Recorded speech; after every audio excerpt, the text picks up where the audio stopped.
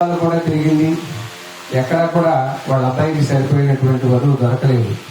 కనకవల్లి గ్రామంలో గుణవంతురాలైనటువంటి పద్మావతి అనే అమ్మాయి ఉందని చెప్పి తెలిసి పరిణయం చేసుకోవడానికి, పెళ్లి మాటలు మాట్లాడడానికి ఆ ఒకళ్ళ మాత తన పరివారంతో వచ్చింది.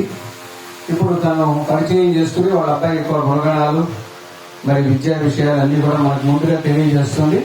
అమ్మ, మిమ్మల్ని మీరు పరిచయం చేసుకుని ఎందుకు వచ్చారో చెప్పండి. వెంకటేశాయ. అందరికీ నమస్కారం అండి. నమస్కారం అమ్మా. మా అబ్బాయి శ్రీనివాసుడు వివాహం నిమిత్తమై వచ్చాను. మీ అమ్మాయి పద్మావతి దేవి గురించి, ఆమె యొక్క గుణగణాల గురించి తెలుసుకుని మా అబ్బాయికి ఉన్న మీ సందేహాలు కూడా తీర్చడానికి వచ్చానండి. చాలా సంతోషం. అడగండి. మీకన్నా ఒకలాదేవి అండి. ఏ ఊరండి ఇది? శేషాచలంపతి వచ్చామండి. చాలా సంతోషం. మీ అబ్బాయి గుణగణాలంటే విద్యార్హతలు, ఉద్యోగం, గుణగణాలు, ఆస్తిపాస్తుల వివరాలని తెలియచేయాలి. మా అబ్బాయి సకల వేదాల పారంగతుడండి. ఈ సకల చరాచర సృష్టిని తన కనసంలో నింపుకొని రక్షిస్తాడండి.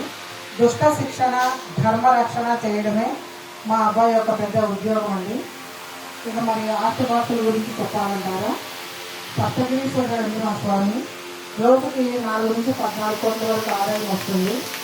అది లెక్కించడానికి సరకామణి సేవ పేరుతో మన భక్తజనులు వెళ్ళి పేద గొప్ప తారతమ్యం లేకుండా అంతా సేవ చేసుకుంటారండి. ఇంకా మీకు ఏమైనా సందేహాలు ఉంటే అడగండి. మరి అబ్బాయి నాలాగా చిన్నగా ఉంటారంట. వామన అవతారం, ఏదో వరాహ, పంది అవతారం, చేప అవతారం ఇలా అంటున్నారు. ఏంటో ఆ సందేహం, అవతారాలు ఏంటో మాకు అర్థం కావట్లేదండి. దసరా వేషాలా, దశ అవతారాలా? మీ ప్రశ్నలోనే సమాధానం వచ్చేసింది. చూడండి, వరాహాన్ని మీరే అంటున్నారు, మత్స్యావతారాన్ని మీరే అంటున్నారు, వామన అవతారం మీరే అంటున్నారు.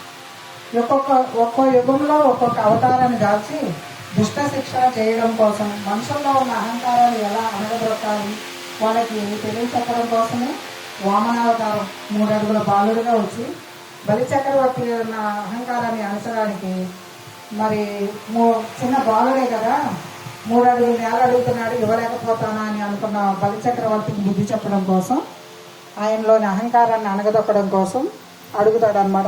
ఆ అవతారంలో 3 అడుగుల బాలుడిగా వచ్చి, అది వామనావతారం అండి.